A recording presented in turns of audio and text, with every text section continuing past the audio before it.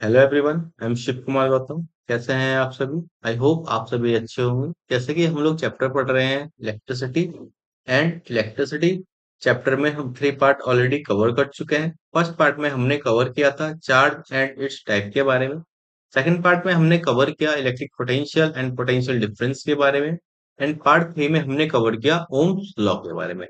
और आज पार्ट 4 में हम कवर करेंगे रेजिस्टेंस एंड रेजिस्टिविटी के बारे में। ठीक है। सो पार्ट 4 देखने से पहले मैं आपको सजेस्ट करूंगा आप पार्ट 1, 2 एंड 3 जरूर देखें, जिससे कि आपको पार्ट 4 अच्छे से समझ में आए। सो स्टार्ट करते हैं रेजिस्टेंस से।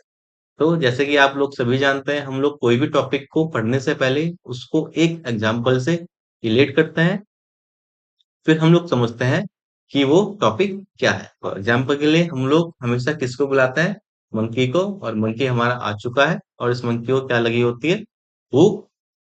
अब भूख के कारण ये इधर उधर घूमता है, और घूमते घूमते ये कहाँ पहुंचता है?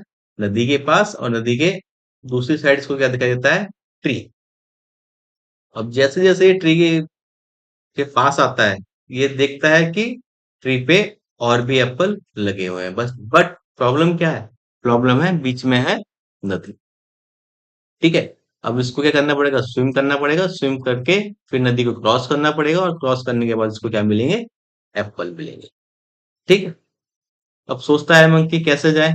तो क्या करता है मंकी? जाने की सोच लेता है, और वो स्विम करके एक साइड से दूसरी साइड चला जाता है, और उसको एप्पल मिल जाता है। चलो, बट अब कहानी में ट्विस्ट लेके आते हैं। अगर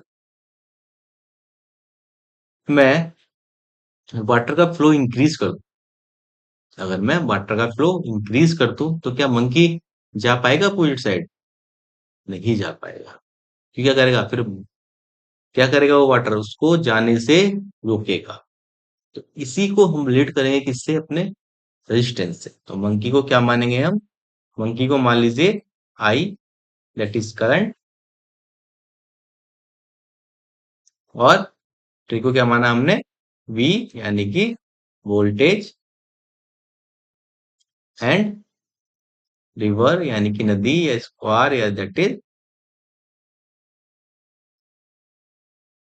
रेजिस्टेंस। तो यहाँ पे क्या है? आई है, और यानी कि रिवर। अब हम वाटर का फ्लो बढ़ा रहे हैं। ठीक है। अगर वाटर का फ्लो कर रहे हैं हम लोग, इंक्रीज कर रहे हैं, तो मंकी नहीं जा पाएगा, यानी कि करंट क्या होगा? कम। ठीक है। अगर हमको करंट क्या करना है? इंक्रीज करना है, तो वाटर का फ्लो क्या करना पड़ेगा हमको? वाटर का फ्लो कम करना पड़ेगा। वाटर का फ्लो कम होगा, तो मंकी इजिली स्विम कर पाएगा, और पेड़ तक इजिली पहुंच पाएगा, और उसको एप्पल इजिली मिल जाएगा।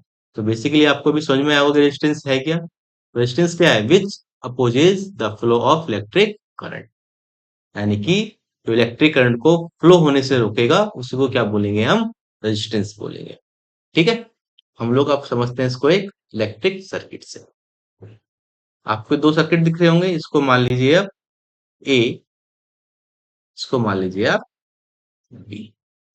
आपको एक चीज में नोटिस कर रहे होंगे, एक में बल्ब कम ग्लो हो रहा है, यानी कि सर्किट ए में बल्ब कम ग्लो हो रहा है, और सर्किट बी में बल्ब ज्यादा ग्लो हो रहा है। ऐसा क्यों हो रहा है? क्योंकि सर्किट ए में हम लोगों ने रेजिस्टेंस ज्यादा यूज किया होगा। कितना? 2 ओम। रेजिस्टेंस क्या हुआ है? ज्यादा। उसकी वजह से क्या होगा? यहाँ पर करंट कम फ्लो होगा। करंट कम फ्लो होगा, तो बल्ब कम ग्लो होगा। ठीक है। अब सर्किट बी में क्या है? रेजिस्टेंस कम है, यानी कि आर की वैल्यू कम है। तो यहाँ पे इसलिए क्या हो रहा है? यहाँ पे आई ज्यादा फ्लो हो रहा है, यानी कि सर्किट बी में करंट ज्यादा फ्लो हो रहा है। ठीक है। आई होप आप समझ गए होंगे कि बेसिकली रेजिस्टेंस क्या है। ठीक है। अब देखते हैं हम कुछ फैक्टर जो रेजिस्टेंस को अफेक्ट करते हैं। सबसे पहले बात करते हैं हम लोग मटेरियल्स की। Materials like copper and silver. आप लोगों ने अपने घर में देखा होगा, जितनी वायर्स होती हैं वो कॉपर की यूज होते हैं, या फिर हम सिल्वर की यूज करते हैं। क्यों करते हैं ऐसा? क्योंकि इनका रेजिस्टेंस क्या होता है? बहुत कम होता है। रेजिस्टेंस कम होने की वजह से इनमें क्या होता है? करंट बहुत इजीली फ्लो हो जाता है। But like insulators, like rubber and plastic, इनका क्या है, रेजिस्टेंस बहुत ज्यादा है। ठीक है, और रेजिस्टेंस ज्यादा होने की वजह से क्या होता है, क्या होता है, इनमें करंट कम फ्लो।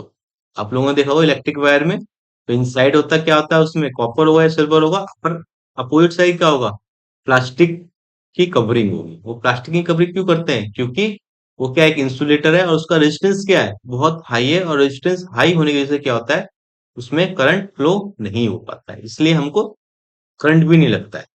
ठीक है, जब हम वायर्स को पकड़ते हैं अपोजिट बाहर की साइड से।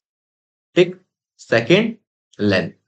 अब लेंथ पे कैसे डिपेंड करेगा, ठीक है, हमने लिखा है longer wires have more resistance.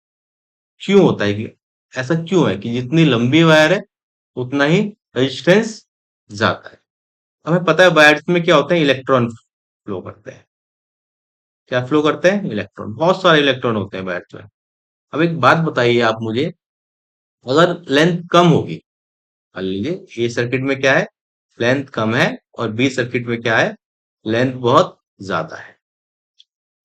हमें पता है जब करंट फ्लो हो रहा है तो इलेक्ट्रॉन का क्या होता है, कोलिजन होता है। इलेक्ट्रॉन का क्या होता है, आपस में कोलिजन, क्या हो रहा है, इलेक्ट्रॉन का कोलिजन हो रहा है। अब जितनी छोटी वायर होगी तो कोलिजन क्या होगा, तो डिस्टेंस कम कवर करना पड़ेगा इलेक्ट्रॉन्स को, तो कोलिजन भी क्या होगा, कम होगा। अब कोलिजन कम होगा तो रेजिस्टेंस भी कम होगा। कोलिजन कम होने की वजह से क्या हो रहा है, रेजिस्टेंस कम हो रहा है, रेजिस्टेंस कम हो रहा है तो करंट ज्यादा फ्लो होगा। ठीक है, अब जैसे ही हम डिस्टेंस बढ़ाएंगे, यानी कि मोर कोलिजन, अब मान लो यहाँ पे इसको कम डिस्टेंस कवर करना पड़ा था, यहाँ पे क्या होगा, डिस्टेंस बढ़ गया तो इनका कोलिजन भी बढ़ेगा। वो भी वैसे, इनको डिस्टेंस ज्यादा कवर करना पड़ेगा, वो स्पीड से जाएंगे एक दूसरे के पास, कोलिजन और तेज होगा और तेज होगा, और ज्यादा होगा। जितना ही ज्यादा कोलिजन होगा, फिर रेजिस्टेंस में भी क्या होगा, इंक्रीज होगा। तो इसलिए हम बोलते हैं जितना बड़ा वायर्स उतना रेजिस्टेंस क्या होगा, ज्यादा होगा। यानी कि लेंथ अगर हम इंक्रीज कर रहे हैं तो रेजिस्टेंस भी क्या होगा, उसका इंक्रीज होगा। और हम लेंथ अगर कम कर रहे हैं तो रेजिस्टेंस क्या होगा, इंक्रीज होगा और करंट बढ़ जाएगा। थर्ड हम बात करेंगे क्रॉस सेक्शन एरिया। ठीक है, यहाँ पे आप देख रहे होंगे दो वायर है यहाँ पे भी, ए और बी। अब एक बात बताइए, हमने क्या पढ़ा अभी, जितना छोटा डिस्टेंस कोलिजन उतना कम।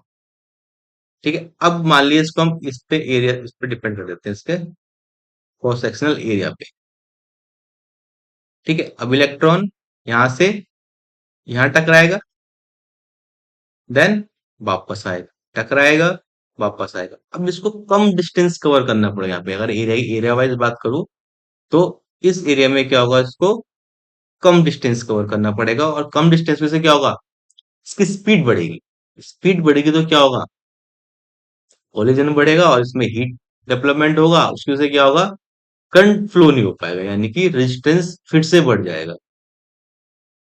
ठीक है, रेजिस्टेंस बढ़ेगा तो क्या होगा, हमारा करंट कम फ्लो होगा। अब जैसे हम क्रॉस सेक्शन एरिया को इंक्रीज करते हैं तो इलेक्ट्रॉन को यहां से यहां जाने में क्या होगा, थोड़ा टाइम लगेगा, और वापस फिर आने में टाइम लगेगा। तो इसमें क्या होगा, कोलिजन थोड़ा कम होगा।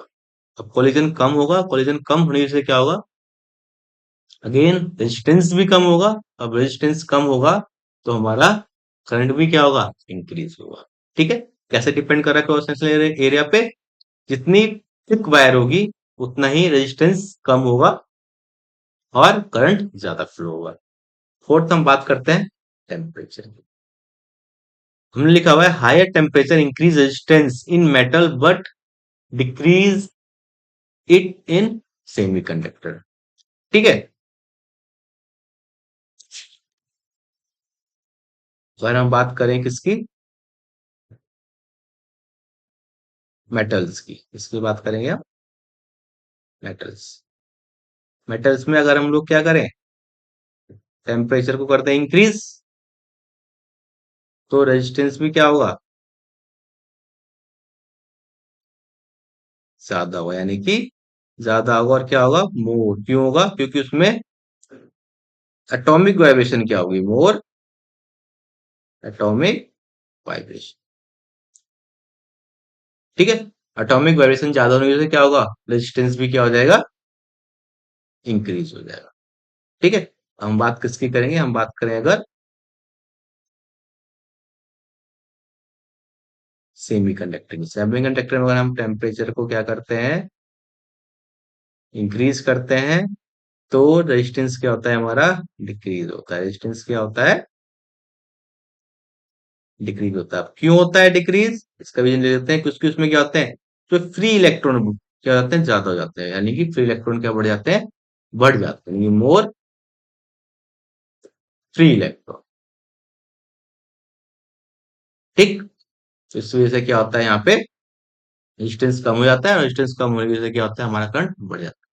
तो आई होप आपको अब रेजिस्टेंस अच्छे से समझ में आ गया होगा कि रेजिस्टेंस है क्या। तो हम बात करेंगे अब रेजिस्टिविटी की। इसकी बात करेंगे हम लोग, रेजिस्टिविटी। ठीक है। रेजिस्टिविटी को हम लोग क्या समझते हैं, इस एग्जाम्पल से समझते हैं आगे। मान लीजिए कोई एक वो है, इसका इंटरनल, इसको क्या बोलेंगे हम, यही क्या है, इसकी रेजिस्टिविटी है। ठीक है। इसकी लेंथ है एल, कोई भी वायर है, मान लीजिए इसकी लेंथ है एल। ठीक है। और यहाँ पे क्या है, एक रेजिस्टेंस लगा लेते हैं हम, resistance R, that is area A मान लेते हैं। ठीक। तो हम लोगों ने जो पढ़ा है, फर्स्ट अगर हम रिलेशन की बात करो, फर्स्ट रिलेशन में क्या पढ़ा था हम, लेंथ में, यानी कि रेजिस्टेंस क्या होता है हमारा, लेंथ के डायरेक्टली प्रोपोर्शनल होता है। इसको मान लीजिए इक्वेशन 1, यानी कि जितनी ज्यादा लेंथ उतना ज्यादा क्या होगा, रेजिस्टेंस।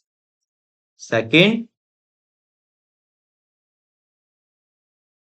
रेजिस्टेंस क्या होता है हमारा, सेकेंड इनवर्सली प्रोपोर्शनल होता है किसके, एरिया के, यानी कि जितना कम एरिया उतना ज्यादा रेजिस्टेंस, और जितना ज्यादा एरिया उतना कम रेजिस्टेंस। तो इसको मान लीजिए इक्वेशन 2।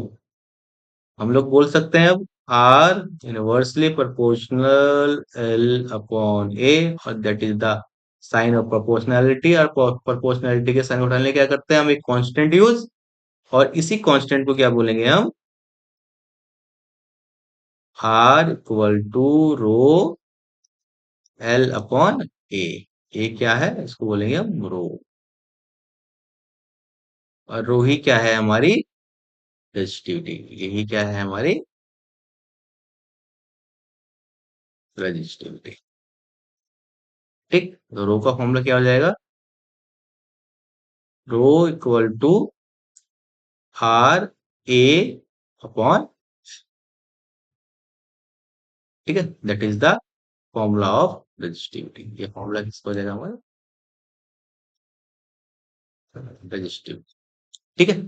अब रेजिस्टिविटी बेसिकली है क्या, बेसिकली रेजिस्टिविटी है किसी भी मटेरियल की इंट्रिंसिक प्रॉपर्टी, यानी कि कितना, किस रेट से उसमें क्या होगा, करंट फ्लो होगा।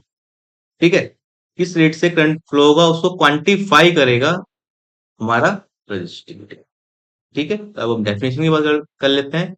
Resistivity is the numerical value of resistance of a material with unit length and across sectional area.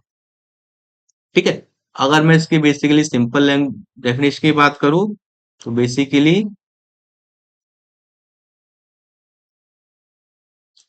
Quantify,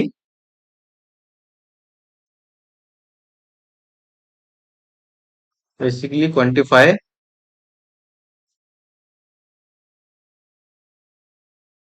how much is opposes the flow of electric current।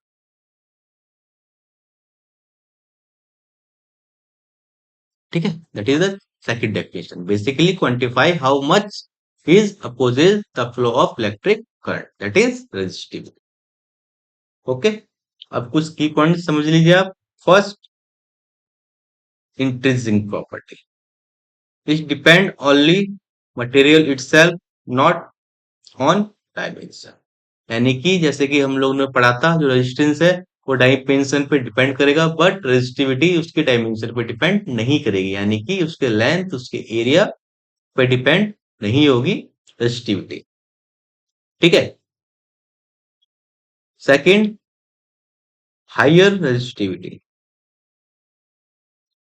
अब जितना अपोजिशन होगा, more opposition to the current flow, जितना current flow का opposition ज्यादा होगा, उतना ही क्या होगा, रेजिस्टिविटी डिपेंड करेगी, rubber and glass. Lower resistivity, less opposition of current flow, like copper and silver. Temperature पर डिपेंड करेगी resistivity. Metal have higher resistivity at higher temperature, यानी कि जितना ज्यादा टेम्परेचर होगा उतनी ही रेजिस्टिविटी भी क्या होगी, ज्यादा होगी। बट सेमीकंडक्टर केस में अपोजिट होगा, रेजिस्टिविटी क्या होगी, कम होगी एट हाई टेम्परेचर पे। ठीक है। आई होप आपको समझ में आ गया होगा बेसिकली रेजिस्टिविटी एंड रेजिस्टेंस क्या है। Thank you.